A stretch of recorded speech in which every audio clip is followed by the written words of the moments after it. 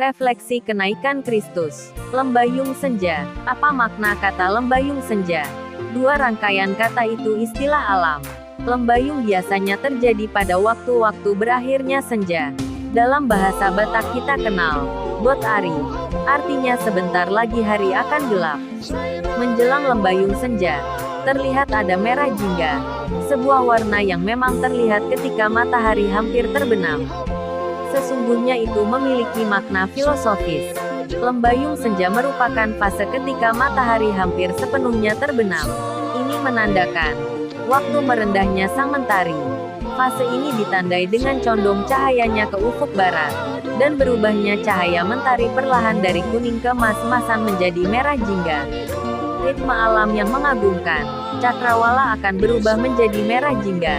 Itulah lembayung senja yang diikuti udara yang dulunya terasa panas, berangsur-angsur jadi sejuk. Lalu, apa makna filosofisnya? Ritme hidup manusia juga demikian. Bersyukurlah jika kita di jagat ini masih menikmati saat-saat yang indah. Ritme alam. Karena ketika lembayung dan senja banyak sekali diidiomkan orang sebagai saat-saat yang paling romantis dan mengenakan. Normalnya, kehidupan manusia juga demikian.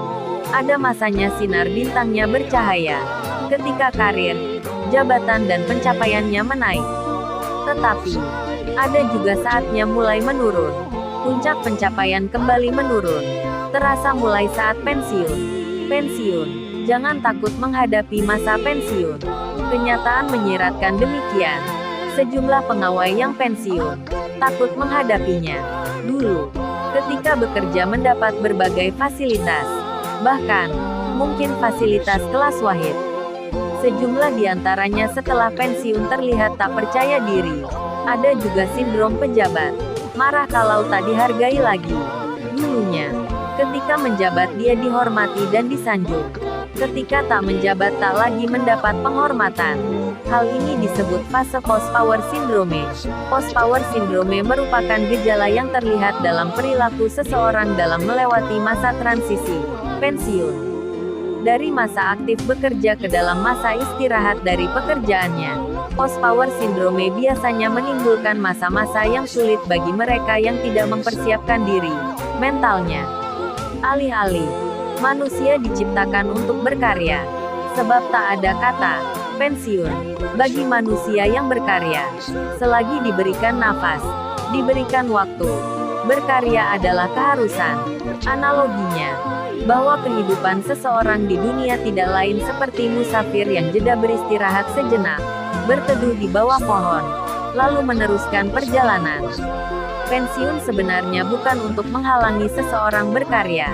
Pensiun bukan berarti selesai berkarya.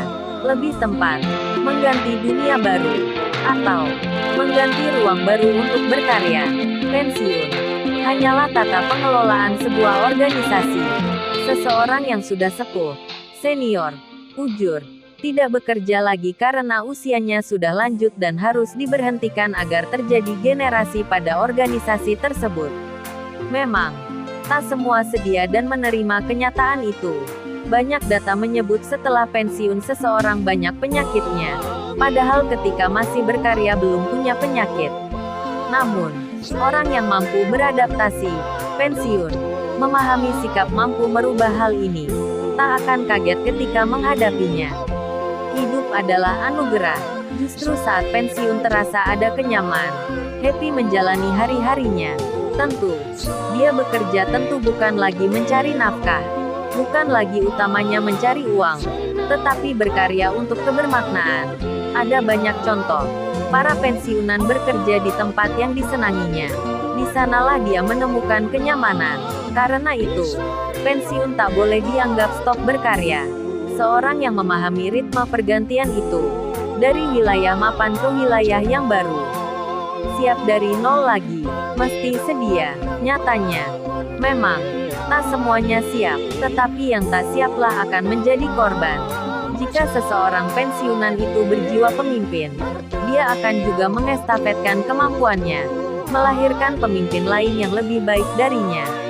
Akhirnya, masa pensiun seharusnya bukan lagi tentang menggerutu, namun menjalani hidup bahagia.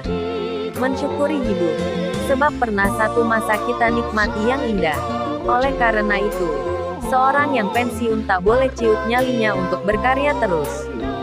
Seorang yang masih aktif berkarya harus selalu mengingat bahwa dia berperan dalam rangka membangun, menumbuhkan semangat orang lain. Kalau itu dilakukan, maka masa pensiun menjadi tanda penyertaan Tuhan bagainya. Disinilah pentingnya kerendahan hati, mensyukuri dan merayakan kehidupan. Sebab, jika kita diberi nafas itu artinya masih diperkenankan berkarya. Karya yang boleh kita geluti karya keabadian. Menjadi persembahan yang wangi di hadapan Tuhan. Selagi masih ada waktu, lembayung masih belum senja.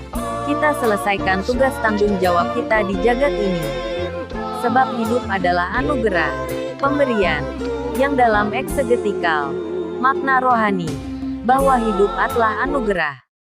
Ojot Marluga.